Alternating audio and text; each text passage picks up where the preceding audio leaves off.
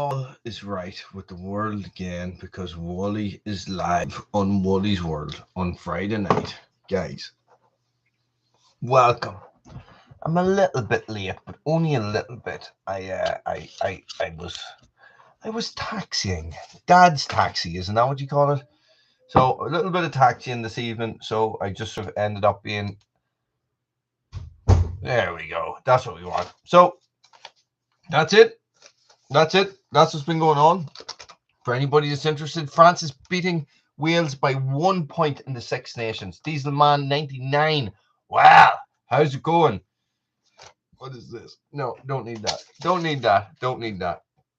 How is everybody? Welcome to Friday Night Live on Wooly's World. It is a wet one.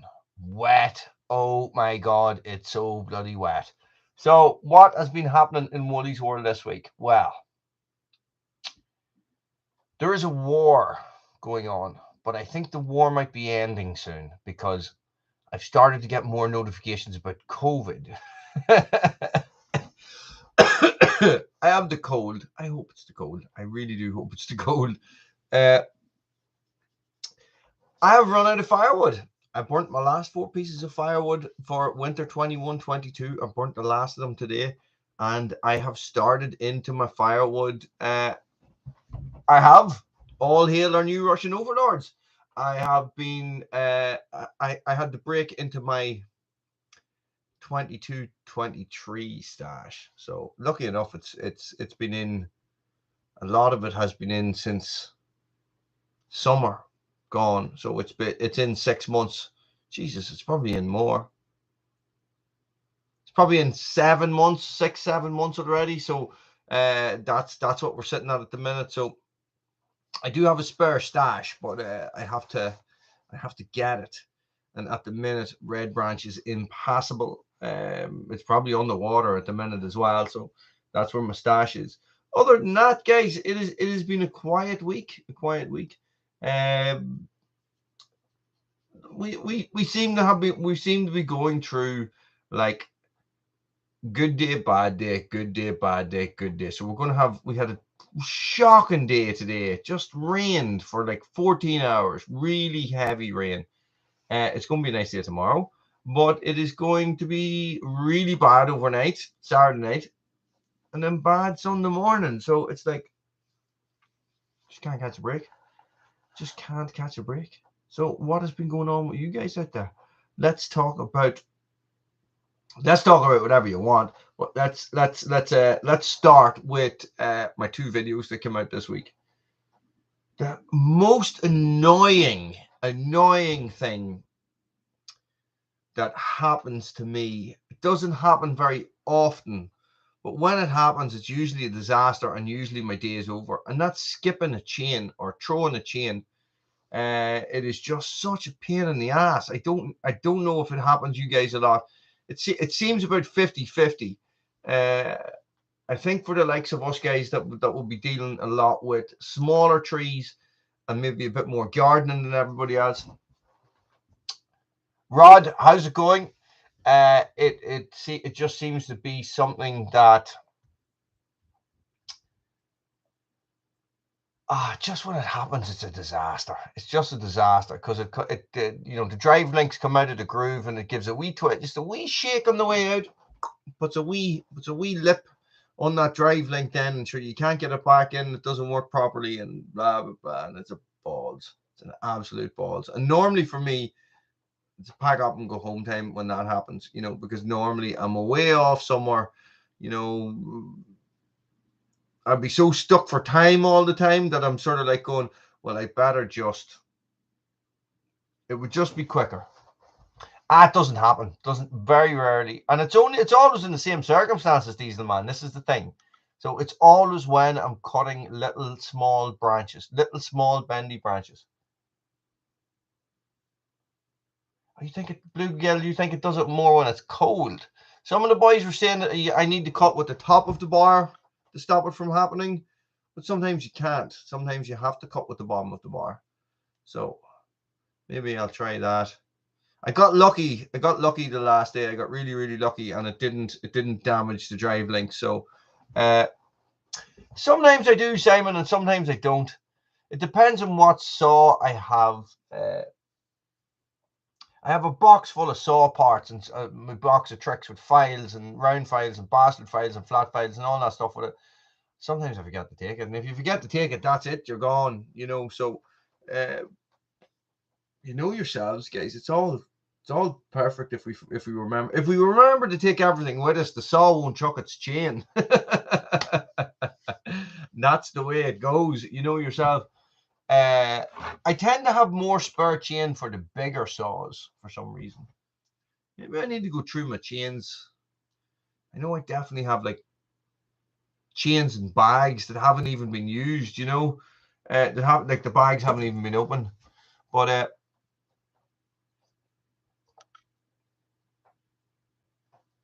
I'm on the sparkly vodka again tonight, boys. So it is a controversial time, isn't it? It is there's a war going on that everybody is talking about. I don't watch the news, so I'm not sure what's going on. All I see is what will come up on the odd headline I will see on YouTube and stuff like that. I really try my best not to follow the news. I find it so biased and one-sided and stuff. It's just impossible. I get you, Bluegill. I understand what you mean.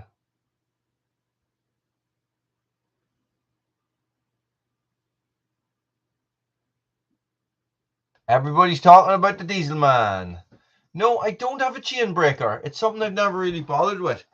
Diesel. The last time we were on Wooly's World on a Saturday night, on a Friday night live, I had filled up my truck with diesel and it had cost me $182.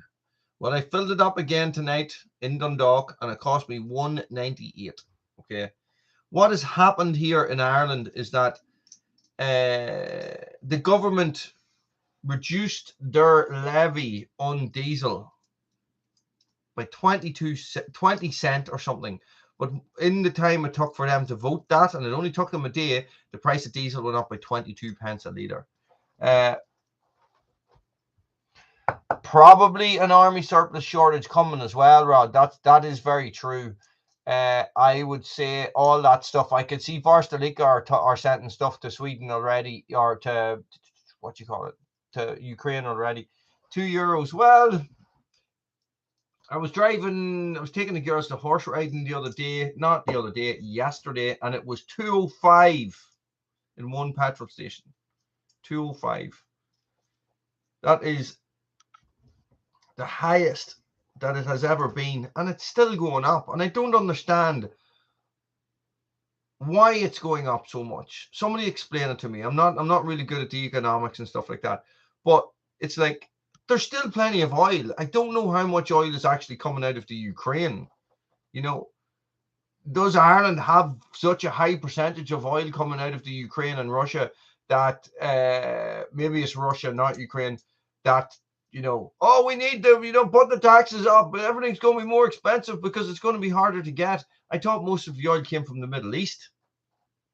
You know, I know it's going up in the States as well, but I thought America was sort of self-sufficient in oil. Maybe I'm getting that completely wrong.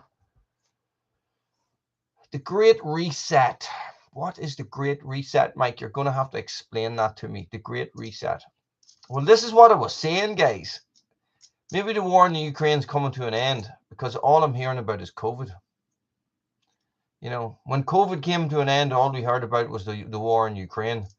The Great Reset. The Great Reset. I don't know.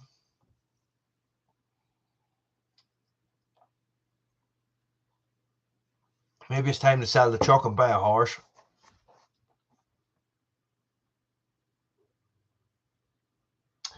Well, Bluegill, here in Ireland, it's the government. Well, crooks, yeah, you're right. Oh, really? So America went from being self-sufficient in its own oil, because as far as I was always concerned, you know, the stereotypical thing was the rich Texas oil man, you know.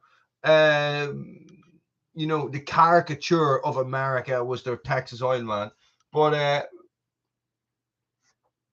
so now you are reliant on imported oil. Well, how is that even the case? Yeah, I'm gonna get out the pump and get my tires done as well. That's a bit weird, isn't it? It's a bit weird, you know. And what has Biden's son got to do with all this? That's what I want to know. I'm trying not to turn this into a political rant against involving. I'm not going to say against American politics, but really, America cut production of the oil when the prices dipped. Okay, which was the start of the COVID pandemic. So it was 2 years ago. So 2 years ago, this time 2 years ago, oil was at its lowest. I think it actually went into negative. Okay, so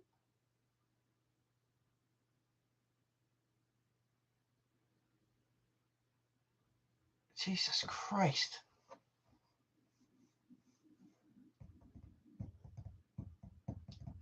That is mental, Simon. That's mental. That's mental.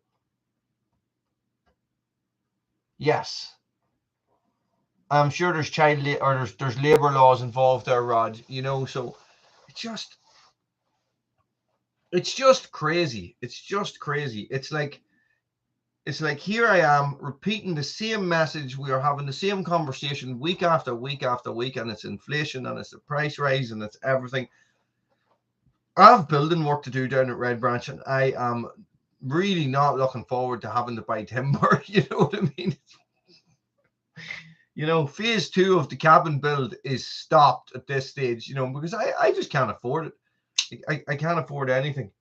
It's like, you know, and I'm pretty sure the timber that we're getting is not coming from Russia or Ukraine. It was like that anyway. So, well, this is the thing, Rod. I am out of fuel. Out of fuel, sort of. I have a video coming out about it, guys. It's probably a week and a half away, maybe. It's recorded already, but I'm getting a road put into Red Branch at the minute. You see, so it's being done with concrete and sand waste from a concrete factory. So concrete factory is dumping their wet waste, which is like concrete and sand mixed together, but it's quite wet. So there's a digger leveling it in as it comes in, but it needs to dry before you can drive on it. But so I can't get in to collect the wood. This is the problem.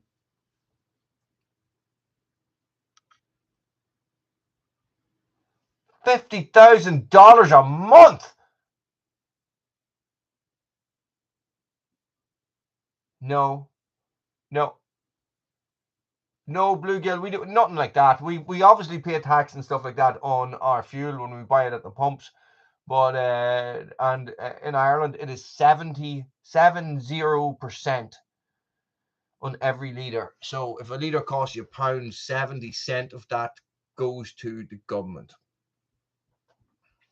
This is the thing. So people are crying and complaining and saying it is the petrol stations that are driving these prices up, but it's not. It's the government.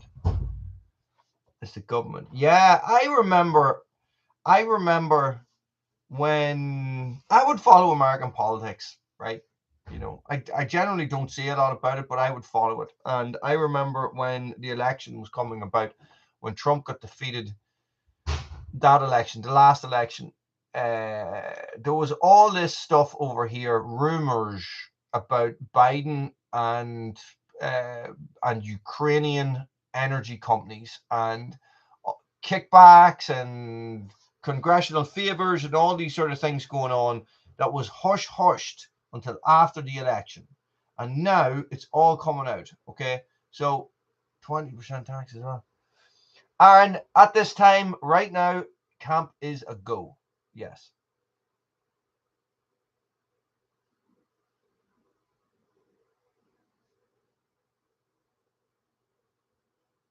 Yeah, of course, Mike. This is the thing. They're all the same. They're all doing it, you know. Uh, it's all about, as soon as somebody goes into politics, it is about making and taking as much as possible to line their pockets, their wives' pockets, their brothers, their sisters, their kids, all that. That's what, as far as I'm concerned, that's what politics is all about. Definitely big politics, you know. So the local councillor and stuff like that, not so much, because there's not a lot of money involved. But the guys that are up there in office and stuff like that, and this is the same, as far as I can tell, it's the same in every country in the world. They're only there to make money. That's it. And they will play a game to make money. That's it. And that's all they're doing. The rich are getting richer and richer and richer. Camp is, Mike Aaron is one of my long-term bushcraft students. He comes in every Saturday and we have a camp. And you will see Aaron appear here every Friday night and he'll say, Wooly, is camp on? Yeah, Aaron, it's on, buddy. So that's what he's talking about. Yeah, listen, all governments, it's all the same. It's all the same. They take money from everybody. It's like the English government handed out all these NHS contracts to people who were friendly with Boris Johnson. So they were all the ones that were importing the PPE. The PPE was being sold for ridiculous prices, and it was basically worthless when it wasn't used. You know, you have the MPs in the UK who are against legalization of cannabis. Like, I mean, like absolutely, completely against it. But their family members own the biggest cannabis farms in the UK. You know, you have UK MPs as well who are voting to bomb Syria back a couple of years ago. Oh no, we're not going to go in and carpet bomb. It's going to be surgical precision strikes. And next thing, 50 Tomahawk missiles are launched in Syria, and you know, and she pushed through the vote. But her husband owns the company that makes the Tomahawk cruise missiles, and they cost 500 grand each. You know, so this is the way. Mike, I'm an Armagh, about 2 hours from Enniskillen, not Armagh City, Armagh County, South Armagh, right down by the border.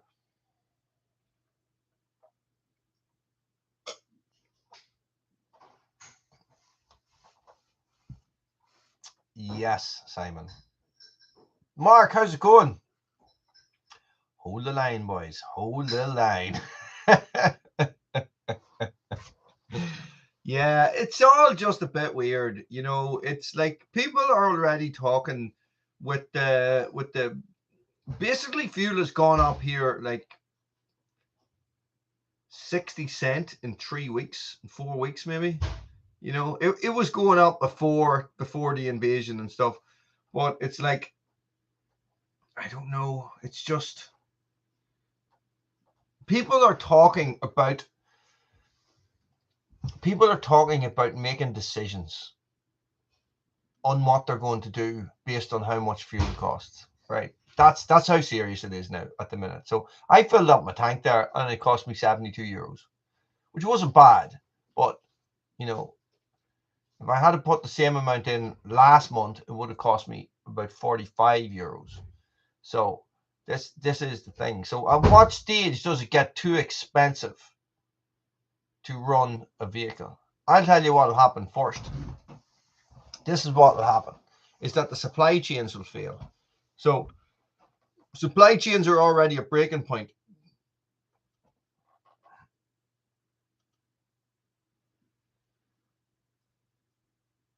"13 years old and pregnant. Anne Dugan. Where do you know where she was from? Dugan's a name around here."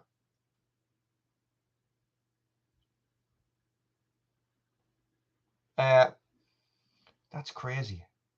But those guys would have got married at 15 and 16. You know, that would have been the way. It would have had 9 kids by the time they were 30 and worked, you know, worked their whole lives. But the supply chains will fail. That's what will happen. So if I'm struggling to put diesel into my pickup truck that I only use to drive places, what about them haulage firms? You know, the builders are already saying that they're finding people not building houses because the stuff is too expensive. You know, so what happens then if the company that's selling the equipment to build a house can't transport it because they can't afford to put fuel in their trucks? You know, all of a sudden the stuff that's coming into ports can't get out of ports, and that's already happening because of COVID and Suez Canal and all that crap. Okay. Oh no. See if you can find out. Well, this is the thing. It's cool. Listen, Bluegill, thanks for being here. Enjoy your day. So it's like, at what stage does it stop? At what stage do you step in does a government step in and say, hang on a second, we need to do something about this, right? So what do they do? Can they do anything? And this is not just Ireland. This is England. This is happening in every country in the world. And it cannot just be because of the thing that's going on in the Ukraine, in the Russia and the Ukraine. Jane79, you're very welcome, buddy. Man, it's deep stuff tonight, man. It's economical politics and world order, a new world order, and the Great Reset and the Great Divide, the continental drift, and Wally's ever expanding waistline. That is smart.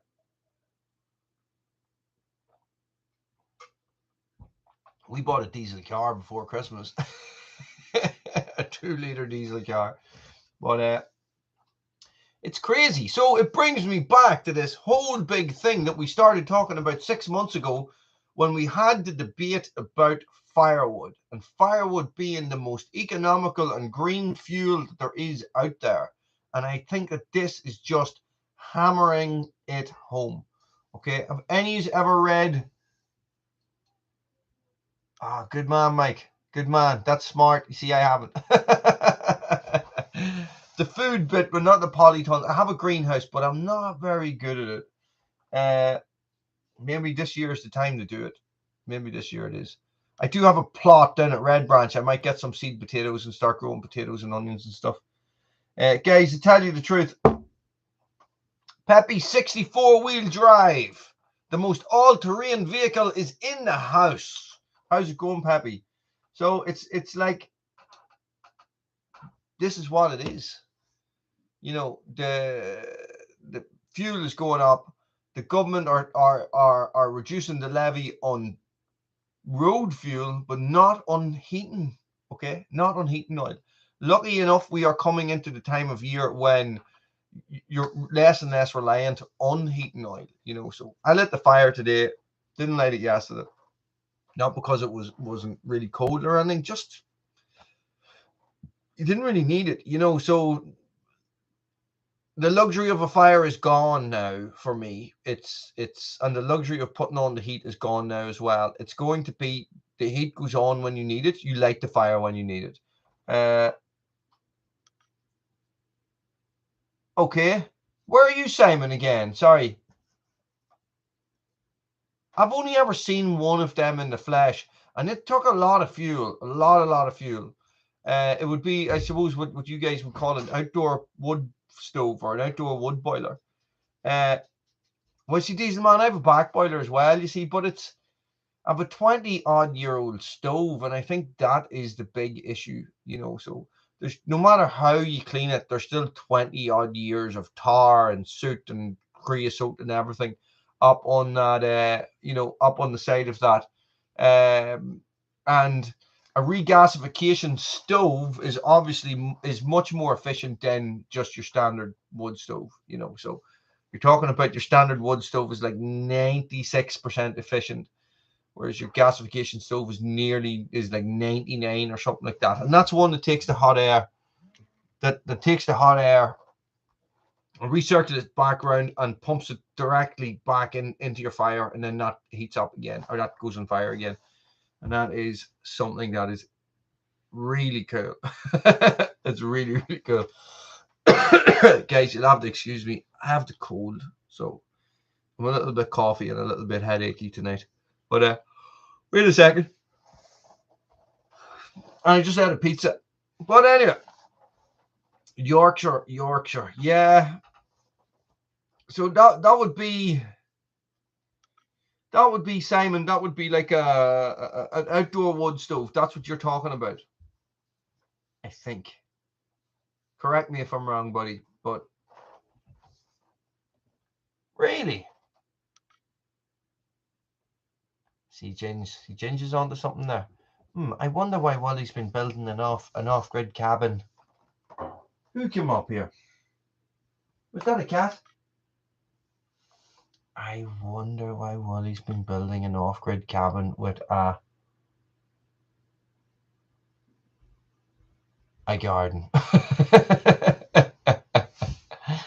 What? Why would?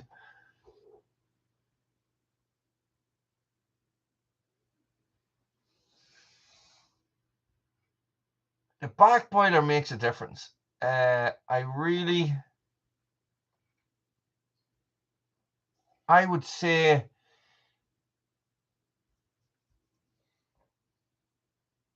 right. There's two frames of thought in it, right? Have you ever been in a house without a back boiler and a stove? I know the stove is much more efficient at heating that room and that room only, but Jesus, it would put you out of the room. There's serious heating it. Whereas when I have my stove lit, even if it's lit all day, you know, you're talking the stove would need to be lit for a good 4 hours, 5 hours, burning really hot for the water to be hot enough to turn on the radiators. You know what I mean? So, yeah. Hello, Evie. Evie was at a birthday disco tonight. She is, check those eyeballs. She is buzzed.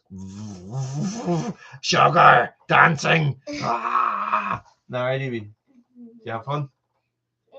Yeah. Diesel, I would go talk to somebody about it. No, you're not staying up here for long. Yes, an air feed stove. Yeah, that is the thing. Like so like when stoves first got sort of popular again here 20 years ago, that's when the stove went into this house. And this house was built in the 50s, right? No, Evie.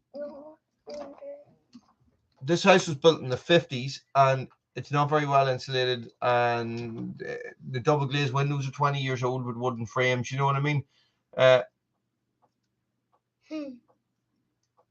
Wow. Oh, that's where he keeps his hammer. I didn't know where he kept his hammer.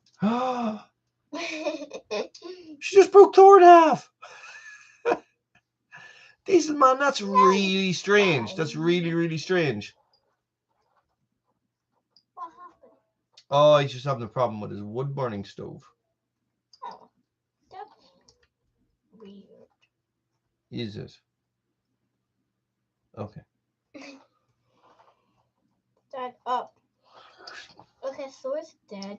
You killed Thor. She killed Thor. Poor Thor. Poor Thor's dead. Poor Thor's dead. Listen, you go on downstairs and go to bed, okay? Give us a hug. Give us a hug. And I'll see you in the morning, okay? Bye-bye, everybody. No, there you go. So, yes, that is the thing. So, I think the problem with this sort of thing, guys, is that when these prices go up, they go up fast and they come down slow. Yeah, I have a lot of wool blankets as well. I have maybe like 6 different army sleep systems that I have been testing. So I'm happy enough with the blankets and stuff. And that's him, no? With his big fiskers. I think that's the isocore, isn't that what you call that one? But like, do you think it's coming? I think the next winter we might be getting prepared for might be a nuclear winter. Like, do you think is this all a sham? You know, like I was reading somewhere that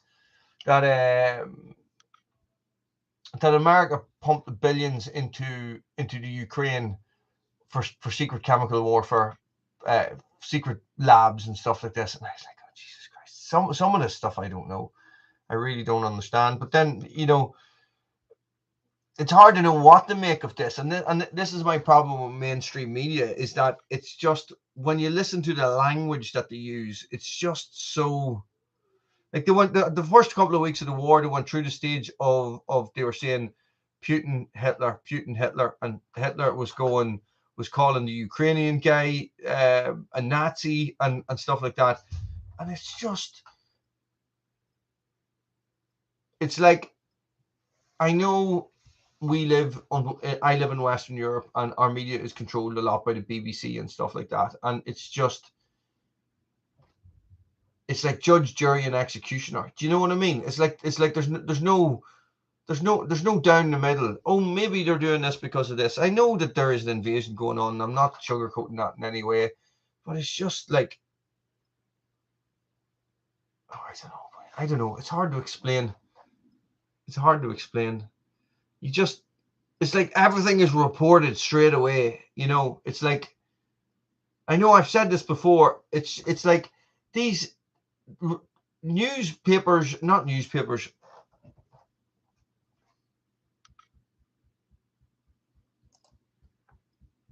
Do you think, Mike?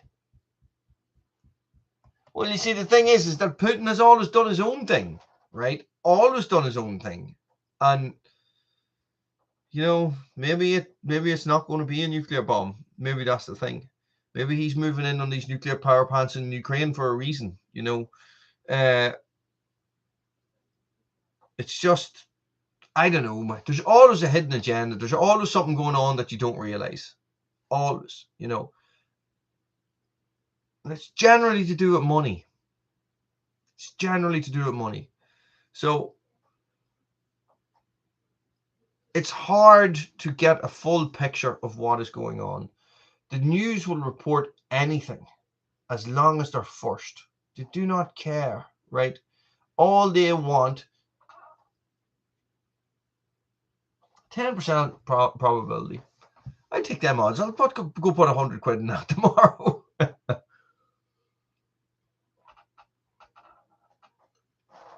Fear sells. Bad news is good news. All that crap.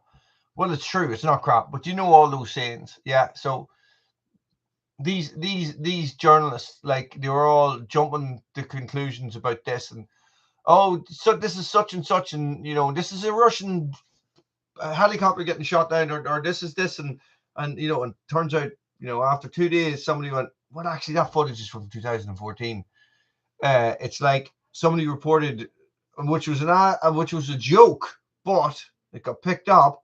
Somebody reported that Steven Seagal was seen fighting for the Russians against the Ukrainians, and it got picked up, and it made it into CNN, and it's like, they reported it. It's like, yeah. You see, we don't watch TV, Mike. This is the thing. We don't watch TV. I don't listen to the radio.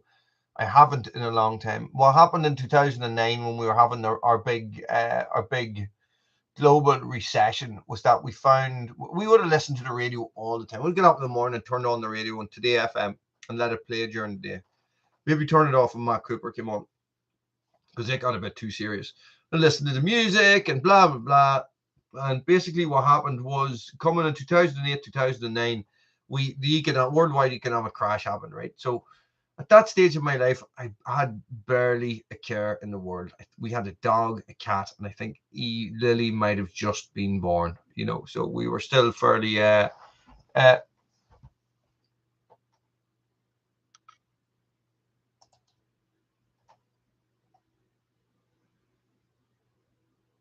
it's, and we got so, all it was recession, we've no money, recession, and all the news was about recession. And every time somebody rang in to talk to somebody, it was all about recession and blah, blah, blah, blah, blah. So one morning, I got myself and my wife, we're talking about money all the time. She's talking about money and how we didn't have money. Talking about money and how we couldn't afford this and how we couldn't afford that. And we couldn't afford to do this and we couldn't afford to do that. And I just went, right, I've had enough of this. And I unplugged the radio and I took it and I threw it up in the attic. Problem solved. Doug got a new chainsaw. Doug to the rescue. No way. What'd you get?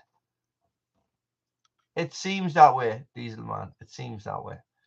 And for people like us, like a lot of guys who watch my channel and who come onto this live feed, I think we are in a better position than most people. We are more resilient. We are more capable of looking after ourselves, and we are closer to self-sufficiency, or a little bit of self-sufficiency, I think. Yeah, this is the thing, Park. It's mental.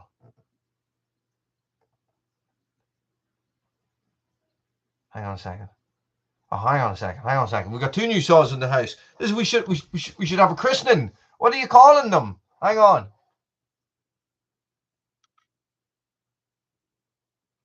It's crazy.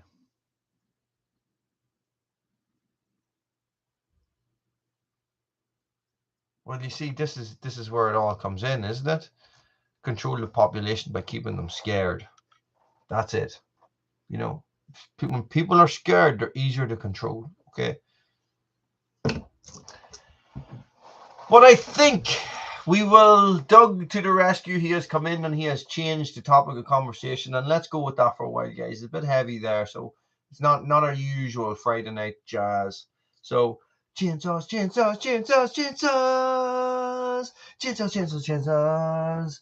A 562 XP. Ooh, sounds nice. I didn't understand your first bit of that. What you said, Pork, there. As much as I love Huskies, a 562 XP serious revving saw. Cool. The 5 series saws are not something I have a lot of experience with. Guys, to tell you the truth, I don't have experience with a lot of saws, except for the ones that I have. Because people around here don't have saws. A 562. Oh, Jesus. Door attacked me.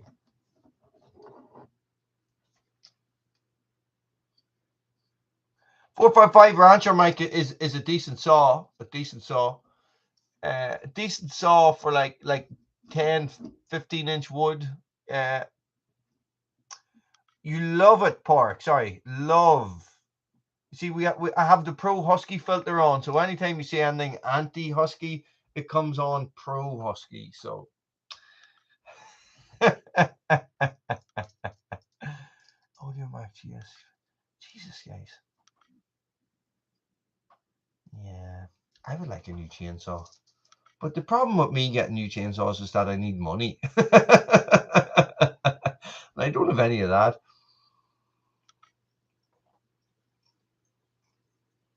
We don't need to make Husky great again. They already are great. I would love to try one of the new 590s.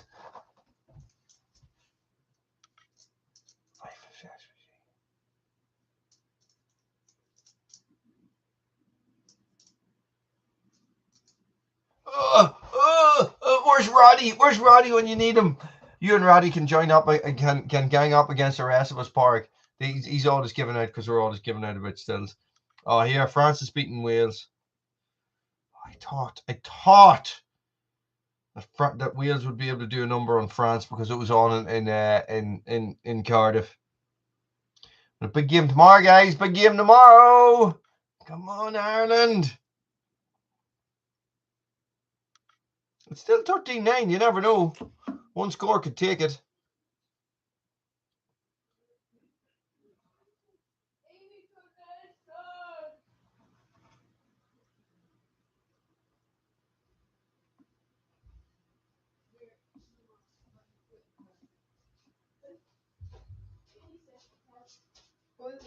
Is Amy upstairs? No, she's not upstairs anymore.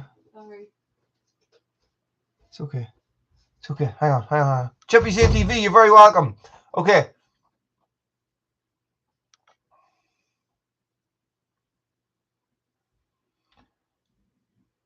Doug, do tell, please. Don't be sitting there.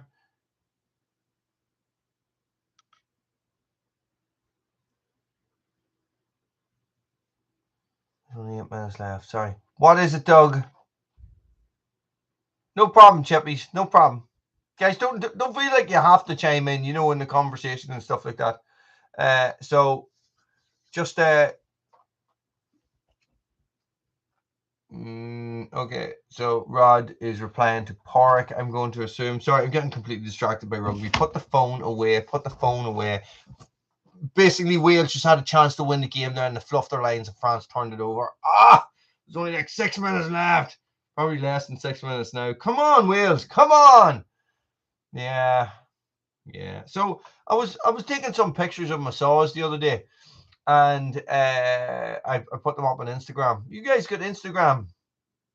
There's a Woolies World Instagram account, and there's also a Red Branch Bushcraft Instagram account. But Oregon asked me if they could use my pictures for their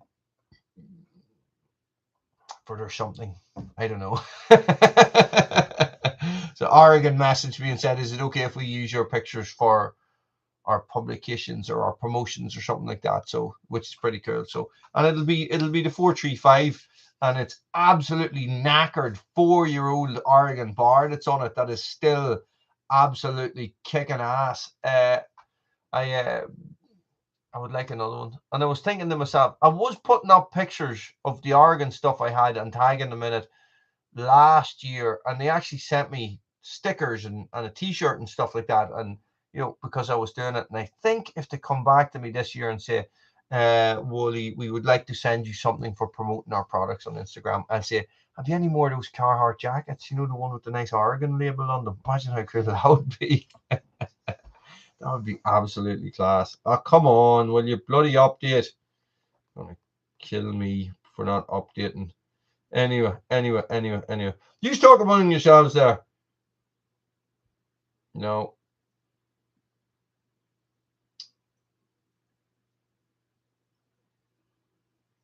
No, there's no updates. So, do you know what I mean? How cool would that be?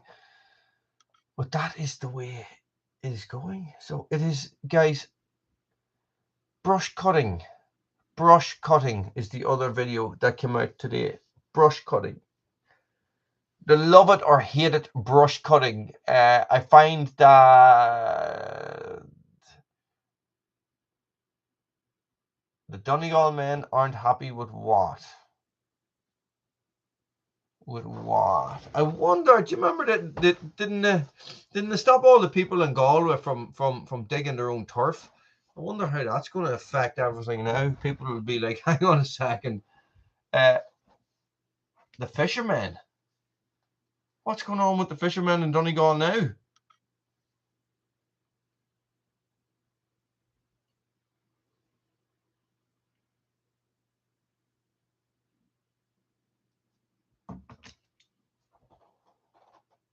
What? Have they been banned from fishing? Guys, I don't know. Sometimes I think brush cutting in wet grass. Yep, it was fun. And when I say wet grass, guys, it actually, the whole area I was cutting had been underwater last week. So it's like all the grass, even though it doesn't look like the grass is long, all the grass has grown up and then flattened over like this. So it was tough. But I was using the Jet Fit, the Oregon Jet Fit. Some of you guys had recommended that I try this Oregon 4-line Jet Fit on the brush cutter, and I tell you the truth, I will never ever use a bump feed system again. It is unbelievable how efficient that is. Okay, it's just. For the last couple of years, I haven't been happy with the bump feed system on brush cutters, and it's just like, this is just unbelievable. And I'm not talking about using it with big heavy wire. I'm talking about using it with normal thin everyday wire, and it just is so much better. It's unbelievable, guys. The video that came out today is just really an overview, but there's another video coming out on Sunday where I go through and use all the different types of line. A daisy cutter. I would love to use a daisy cutter. Just drop it from like 2,000 feet. Just, but it's just so efficient, right? So I basically trimmed all of Red Branch and I had 4 20-centimeter pieces of strimmer cable, right? And when I finished, I had 4 18-centimeter. You know, I used 2 centimeters. Whereas if I had been using a bump feed with all the knocking and banging and stuff like that, you'd end up, you'd be feeding it out. It cuts, you feed it out, it cuts, you feed it out. You end up using nice. Ah, Roddy. No.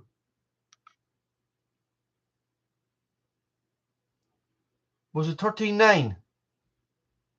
My commentary is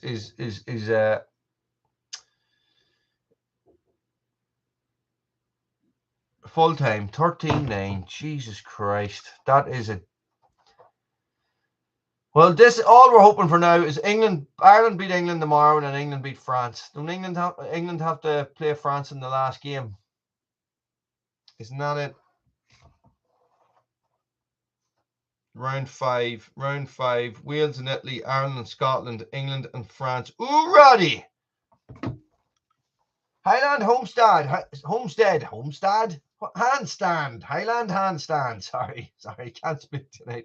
Highland Homestead, you're very welcome.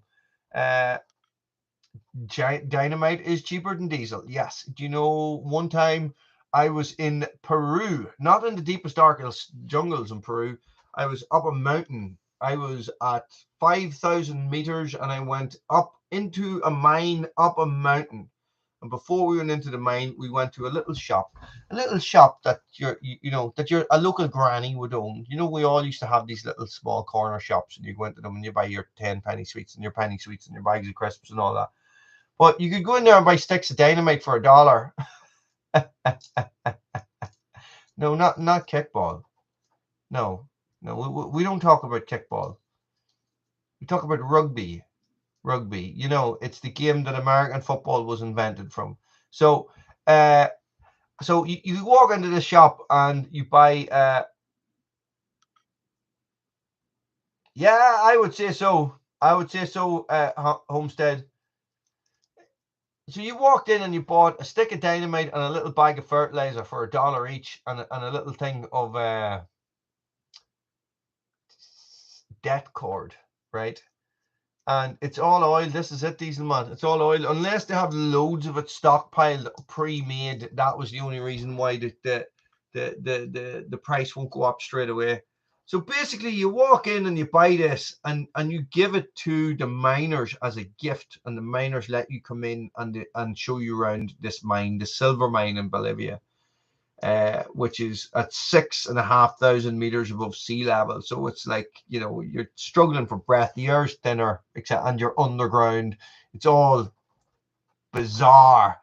And they're blasting, and there's no health and safety, and you're walking across little planks, and there's like unlimited drops below you, and it's just absolutely crazy. And our guide said, who's got some dynamite there? And I had some dynamite. You know, the boy from South Armagh is there with his dynamite and his fertilizer going, I know how to do this.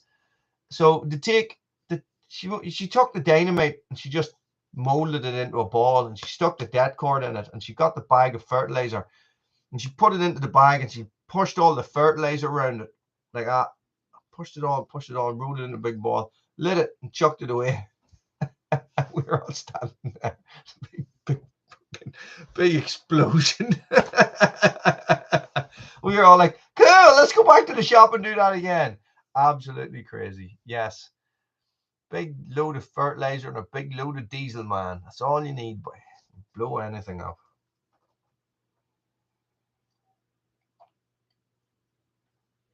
Yeah, everything is going to go up. Everything. Absolutely everything. It's all going to go up. There is nothing we can do about it. Start stockpiling precious metals, brass and lead, uranium. Guys, I know. It's crazy. Like, and Tractor Man 44, you're very welcome, buddy. The funniest comment I have ever heard in my life. I have to say, I laughed and laughed and laughed and laughed. Tractor man, you should see. I had to stop your video, and I called my wife over and I played it for her as well, and she laughed. Oh my god. That was so funny. That was so funny. So funny. All muscle and personality. Isn't that what it was?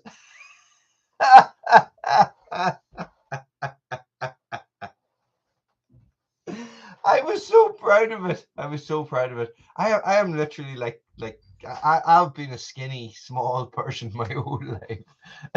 I was laughing. Thank you so much. It was so cool. And your video was very good as well, guys. Jeez, we didn't even talk about Let's Split This. You do. You do, buddy. You do. I didn't even get to the Let's Split This. Tractor man, Wendell, did you see Doug's compilation video? Did any of you guys see that? It's absolutely, it was brilliant. Just so good, boy. So good. It really, you know. And there's more videos coming in, isn't there? See, Highland Homestead. That's the way to do it. That's the way to do it. I just wish that I had stockpiled more MREs. You can still get them. This is the thing. So that's what I'd be looking at now, guys. Tin food, MREs, ration packs and stuff like that. It just would be, it would be handy. It would be easy to get. And eBay is a fairly good resource for these. I found an eBay shop maybe last year or the year before that would sell like 100 ration packs for like 70 quid. So, you know, and they come in a big box, you know. So more on the way as well, Doug. You're going to have to keep me informed. I sort of have been I've been missing a lot of YouTube this week. I haven't caught up. What are you talking about, Roddy? Oh, yours was missing. No way, Roddy. I didn't even know you did a video. Tins of bean, rice, pasta, flour. Flour. Guys, we're not going to be able to afford bread. Get your flour now because it's going up. It's going to skyrocket. So, Roddy, I didn't know you had made a video.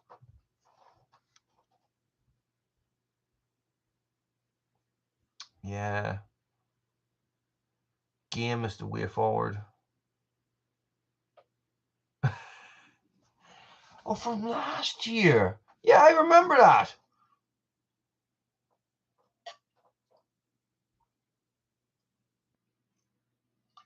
Sorry, guys, the throat's a little sore tonight.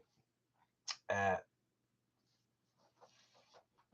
sounds amazing. Sounds amazing, Homestead. Northern Arizona. Northern Arizona. I mean, yeah. Milk and honey. Get a goat.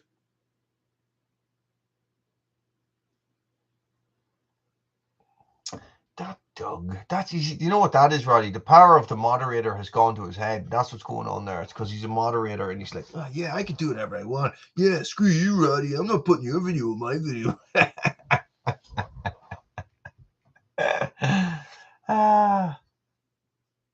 Well, Chippy, you're not alone in that. Okay, it's the same all over. Yes, he is, Roddy. Yes, he is. Yeah. And a musical racist as well. So I've heard. Musical racist. And a musical bigot. So this is what we were talking about, Chippy, is that the price of fuel in Ireland is nearly doubled. It's gone up 60 pence in 2 months. So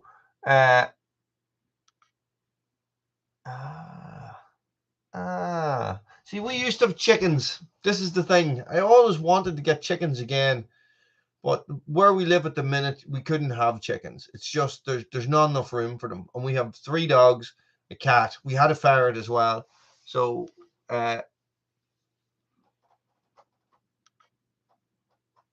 I wouldn't be worried about. There's just not enough room, and they wreck the place. They absolutely wreck the place. If you know, when we lived up in the other house, we had a big garden and lots of space. You know, 6 chickens, you never even noticed them. You know, whereas here they are everywhere, and you can't have them in a run. It just doesn't work. They need to be out, and they need to be walking around, and they need to be scratching at stuff. You know, so and our garden just isn't big enough. So this is the issue. But I would definitely would like to do that. That would be cool, wouldn't it? You know. Sure, it's the dream, isn't it? Isn't it the dream? And I'm going to hold my hand up. The dream is self-sufficiency, off-grid, none of this bullshit. You know, off-grid with your power, self-sufficient in your food, in your heat, in your water, and everything like that. You know, so whether you're using solar or whatever, you know, but it's a tough one, boy. It's a tough one. This is the thing. So. Whatever chance you guys have in the States and stuff and getting it done, it is by far a lot harder to do something like that here. No, Park. I didn't have the store. It's just the garden's too small. It's a wee house in a council estate. This is the problem. Yes, I have fought a rooster and I have fought a goose as well. I was not sober in either of those occasions, but it was fun. It was fun. Geese are tough, man. Jesus. They hiss at you and all. I was on a motorbike once. Wasn't sober either. And a goose was chasing me down the road. That might have been a dream. But this is the thing. No way.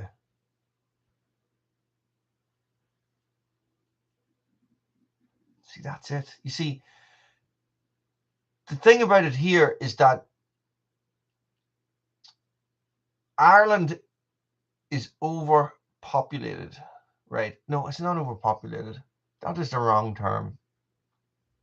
Everything is owned, right? Because our civilization, or I'm going to go civilization, has been around for so long, and we have such strange behavior towards land because we have been invaded and all our land was taken off us, and there was such hardship over land in Ireland during the famine and stuff, and with the English coming in and the landlords and people being, you know, and people basically, it was like this. You had 10 acres of land. Say, for example, one of you guys in the States had 10 acres of land, and you lived in that land, and your father had farmed on that land and everything. All of a sudden, a man comes down and he knocks on your door. He says, "This is my land." You say, "That's not your land." He says, "No, this is my land. I'm the new landlord now. I own all this land, you know, in this area." You say, "But this is my land. My family has owned this land for 100 years. No, I own it now. So you need to start paying me rent. And if you don't pay me rent, I'm going to come and I'm going to knock down your house." And that's what they did. And they knocked down their houses. You know, so then obviously there was a revolution and a revolution and another revolution, and finally the last revolution, which turned into a civil war, which partitioned the country. And here we are. And every Irishman, if they get a quarter of an acre of land, will defend it with their bloody to their last breath. We have a very strange thing about land here. So the problem being is that you can't just go and buy land. You know, there's not spare land lying about. You know, so I'm involved in these. I'm not involved. You know, I'm in a couple of groups. You know, these people self-sufficiency off-grid groups on Facebook. Now, I'm never on Facebook. But you know, well, no, I'm not never. I'm on it sometimes. But you'll see these things come up. Parcel of lands for sale for like a couple of $1,000s. You know, you're talking 1 acre of land is at least 12,000 sterling here, which is the equivalent to about $15,000 for 1 acre of land. Okay, and that 1 acre of land doesn't really entitle you to anything. So they sort of actively, what is the word? They actively discourage people to live off grid. It's very,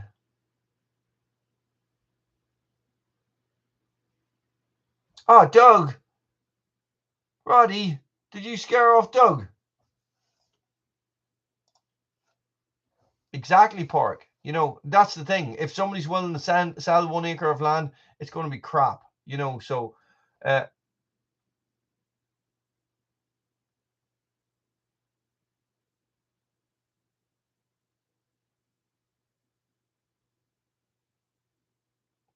tough, boys. It's tough, you know.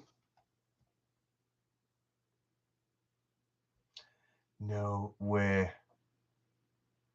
Tractor man, I'm packing my bags.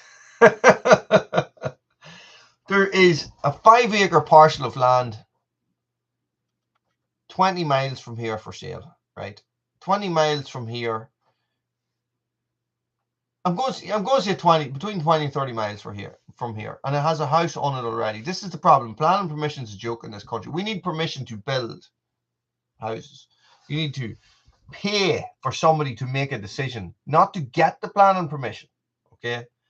So you have to design, you have to get an architect to draw up plans, you have to jump through all these hoops, and you have to submit your plan to the planning authorities, right?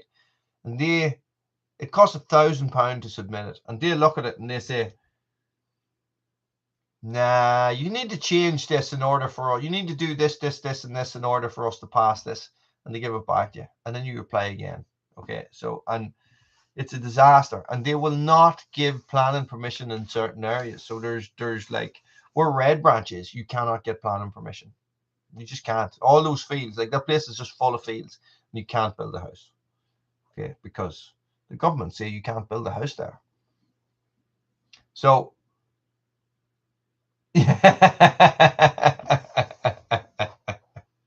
no bother, tractor man. Yes, I'll be out the door in the morning. It's like, but it's like everything is controlled. You know, you cannot do anything. So listen, here is, I'll leave you with this, right? This is the state of affairs in small government here. Never mind the big government, okay?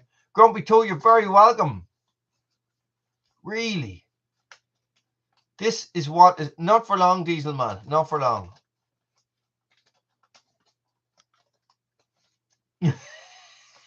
Good man, Simon.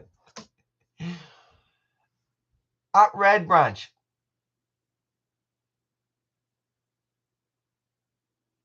Yes.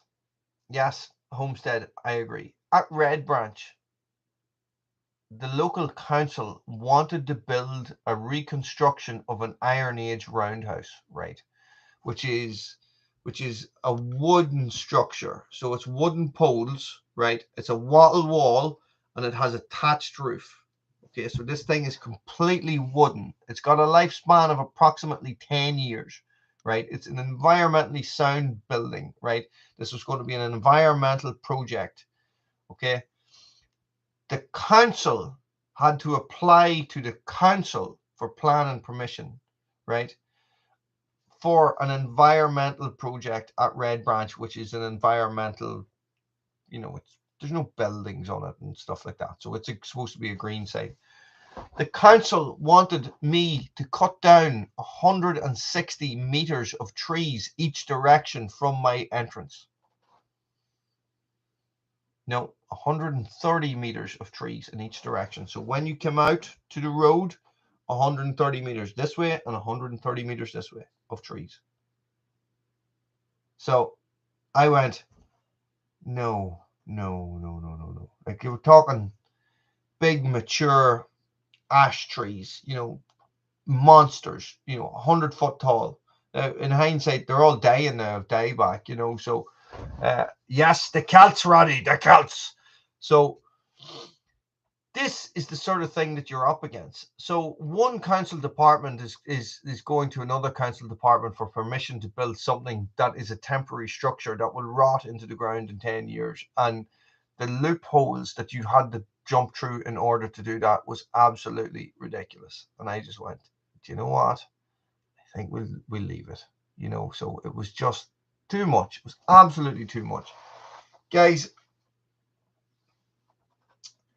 the world is a funny place. And we are funny people. The best thing to do, stockpile food, stockpile fuel. I mean hard fuel. Get your gas tanks in. Get whatever you need. Get your wood in. Get your turf in. Get your coal in. Okay. Precious metals. Brass and lead, guys. Bit of gunpowder. Goes a long way. Roddy, you need to watch your Red Branch bushcraft videos. Bruce and all those. He was in my bush cutting video there tonight as well. Guys, I'm going to leave you there because I got to go to bed and go to work tomorrow. Thank you, everybody, one and all, for watching. Stay frosty. The snowman.